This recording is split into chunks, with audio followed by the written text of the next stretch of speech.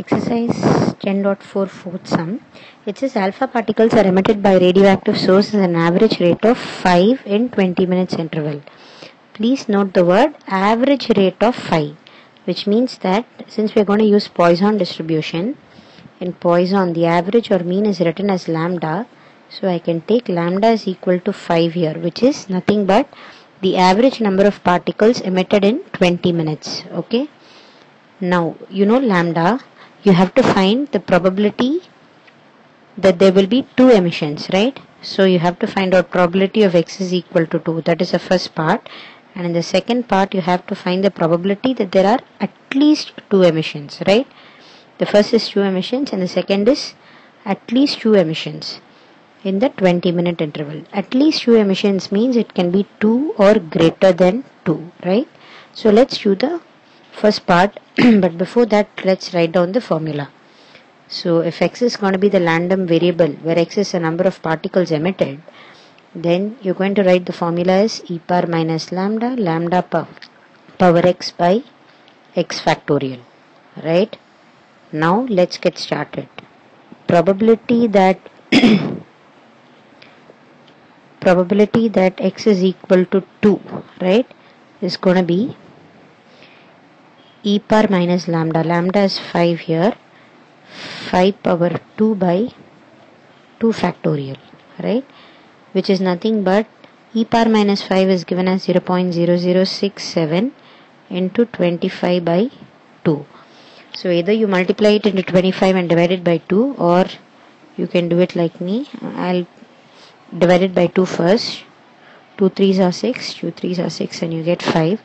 And then you multiply 0.00335 into 25, right? I'm going to do it in the rough column here. 25 into 5 is 125, carry over 12.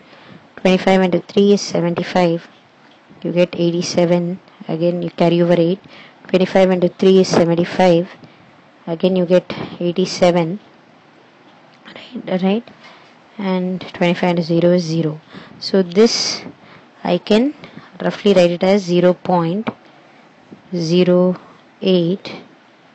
It's 83, right? Sorry, I wrote it as 87 here because 25 into 3 is 75 plus 8 is 83. So you can write it as 0.0838, correcting to 1 decimal.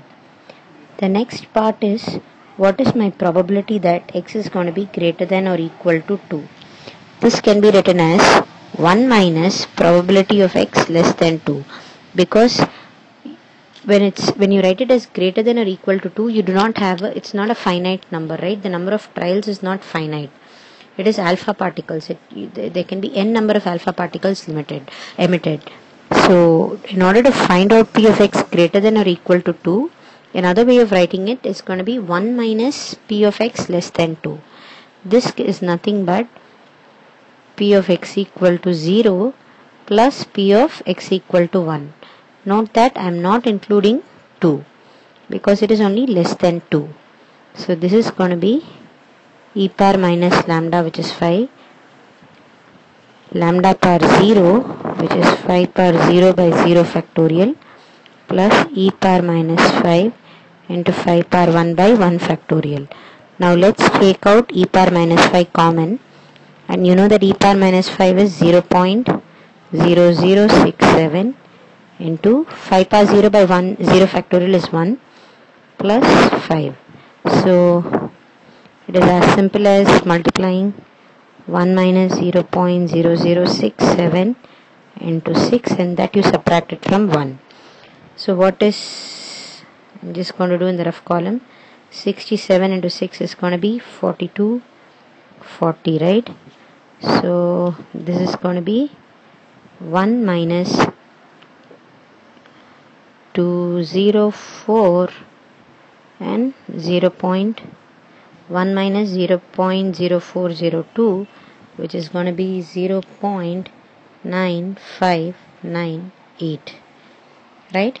So this gives you the answer. This is the probability that x is greater than or equal to 2, that is at least 2 emissions happen in that 20-minute interval. So that 20-minute interval is, you don't have to do anything with it in the sum. It is just, sometimes to mislead you. Why is there a 20-minute mentioned here? Should I do something with it? In this particular sum, you need not do anything with that 20 minutes which is mentioned here. Just note that the average rate is given as 5. So straight away you can take lambda as 5. Very easy, 6 marks. Do the calculations carefully. You will get the answer.